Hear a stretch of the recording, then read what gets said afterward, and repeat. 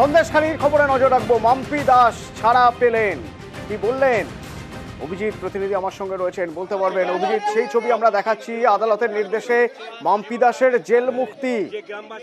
কারা ছিলেন সেখানে, কি বললেন মাম্পি দাস?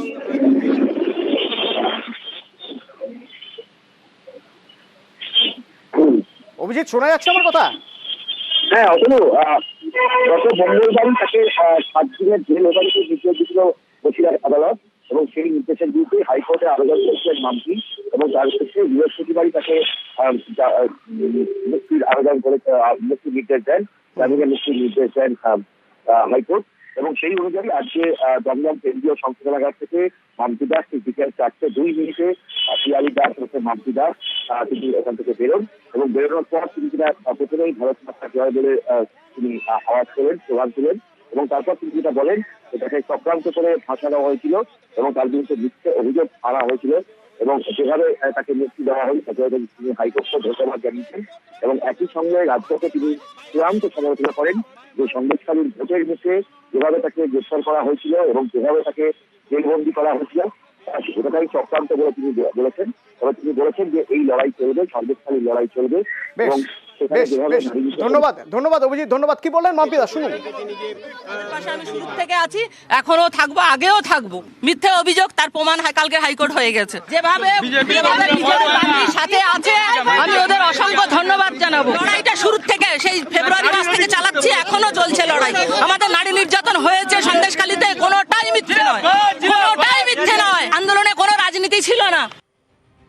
আর এদিকে সন্দেশখালীর ছবি দেখাই আপনাদের। সিবিআই ক্যাম্প করেছে সেখানে গতকাল থেকে। সেই সিবিআই ক্যাম্পে যারা যারা অভিযোগ জানাতে আসছেন, একের পর এক সকাল থেকে দেখা যাচ্ছে অভিযোগ জানাতে আসছেন সিবিআই ক্যাম্পে। সন্দেশখালীতে থেকেই এবার সিবিআই তদন্ত করছে। দেখুন, অভিযোগ করতে যাচ্ছেন জমি দখল, হুমকি, একাধিক অভিযোগ এই শাহজাহান বাহিনীর বিরুদ্ধে। আর হাইকোর্ট নির্দেশ দিয়েছিল, হাইকোর্টের নির্দেশেই সন্দেশখালীর তদন্তে কেন্দ্রীয় তদন্তকারী সংস্থা গতকালই ক্যাম্প অফিস তৈরি করেছে সিবিআই, এবং গতকালের পর আজও ক্যাম্প অফিসে সিবিআই অভিযোগ শুনছে যারা অভিযোগ করতে এসেছেন। শুনুন তারা কি অভিযোগ করছেন। আমি এখানে সিবিআই ক্যাম্প হয়েছে, এখানে আমার জমি নিয়ে নিয়েছে, আমার বাবার জমি, বাবার ঠাকুরদাদের জমি ছিল। শাহজাহানের অনুগামীরা বিগত 1 বছর আগে জমিটা দখল করে অভিযোগ করেছি। নিয়েছে জমা আমার, ওনারা বললেন ওনারা অভিযোগ নিয়েছেন, ওনারা বলছে যাবে। 2014 সালে ফেরিঘাট নেওয়া হয়েছিল বিনা রায় অধিকারীর নামে। সেই ফেরিঘাটের পজিশন জেলা পরিষদ বিনা রায় অধিকারীকে দিতে পারেনি। বিডিও অফিস, থানা সব জায়গায় জানানোর পরেও তারা কোনো অ্যাকশান নেয়নি। এখনও যাবৎ কে ঘাট চালাচ্ছে তাও আমি জানি না। আমার এই 10 বছর ধরে মানি সেখানে পড়ে আছে 10 লাখ টাকা। সেই আমি অর্থটা যাতে ফেরত পাই তার জন্য আবেদন করতে এসেছি। যদি অর্থ না পাই, ঘাট পজিশন যেন পাই, তার জন্য আবেদন দিতে এসেছি সিবিআই দপ্তর।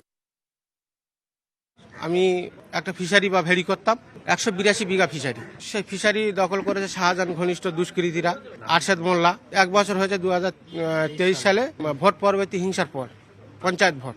থানায় ক্যাম্পে অভিযোগপত্র দেওয়ার পরে বলেছিল যে আমি কাজ করব, কিন্তু আজ পর্যন্ত সেই জলকারে মাছ বেচাকেনা সেই দুষ্কৃতীরাই করছে, আমাকে সেই জায়গায় যেতে দিচ্ছে না। কালীঘাটের মানুষের তার কারণ টালিনালা যে একটা লক গেট বসার কথা ছিল, কিন্তু টালিনালায় লক গেট বসলে সমস্যার সমাধান হবে? হ্যাঁ হবে, কারণ প্রত্যেক বছর গঙ্গা উপচে পড়ে আর পলিতে রাস্তা পুরো কাদা কাদা হয়ে থাকে।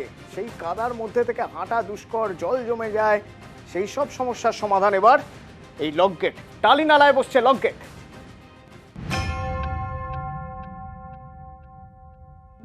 কালীঘাটের গা বেয়ে গিয়েছে আদিগঙ্গা ওরফে টালিনালা। একসময় জোয়ারের জল 2 পার ছাপিয়ে যেত, এখন বর্ষায় দুর্ভোগ বাড়ে কালীঘাটের বিস্তীর্ণ এলাকায়। প্রথমে জল যন্ত্রণা, জল নামলেও রাস্তা জুড়ে পলি, তখন দুর্গন্ধে টেকা দেয়। বর্ষার আগে ফের আতঙ্কে স্থানীয়রা। আতঙ্ক, ভীষণ আতঙ্ক। কালীঘাট রোডের বিভিন্ন অঞ্চলে একতলা বাড়ি যেগুলো আছে সবাই ডুবে যায়, দুর্গন্ধ প্রচণ্ড, পলি পড়ে যায় এবং বাড়ির জল পাওয়া যায় না। জল থাকতে থাকতে উঠতে হয় বাড়ির মেঝেগুলো পরিষ্কার করার জন্য। আমরা চাইছি পার্মানেন্ট একটা সলিউশন। আমরা তো দীর্ঘদিন ভাবে এইভাবে ভেসে যাচ্ছি জলে, কোনো উন্নয়ন নেই। ওরে বাবা, তো অবস্থা খারাপ হয়ে যায় আমাদের। সারা রাত যা সারা জেগে থাকতে হয়, ঘরে জল ঢুকে যায়, আমরা খাটের উপর বসে থাকতে হয়, এমন অবস্থা, প্রচুর জল হয়। বর্ষা এলেই ভোগান্তি। এর মোকাবিলায় টালিনালায় ড্রেজিং করে পুরসভা। অনেক জায়গায় গার্ডওয়াল বসেছে, কিন্তু কালীঘাট রোড এলাকার দুর্দশা ঘুচেনি। এবার স্থায়ী সমাধান চাইছে কলকাতা পুরসভা।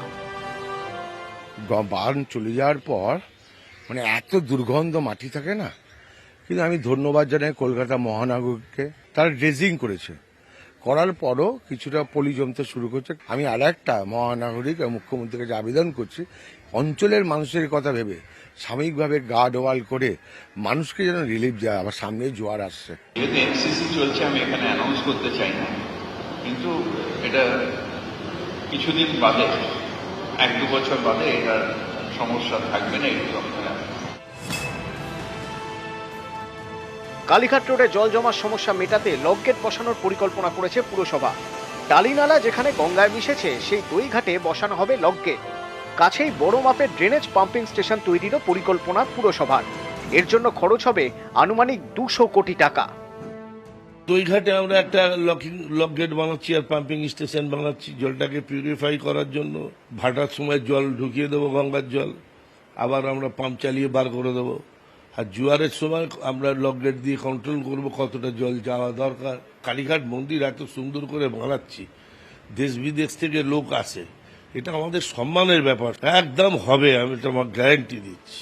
গঙ্গার সঙ্গে টালিনালা যেখানে মিশছে সেই দুই ঘাটে তৈরি হবে লক গেট এবং থাকবে ড্রেনেজ পাম্পিং স্টেশন। আর তার মাধ্যমেই গঙ্গার জোয়ারের জল নিয়ন্ত্রণ করবে কলকাতা পুরসভা। এমনই পরিকল্পনা রয়েছে কলকাতা পুরসভার। ক্যামেরায় রাজীবের সঙ্গে বিশ্বজিৎ, নিউজ 18 বাংলা।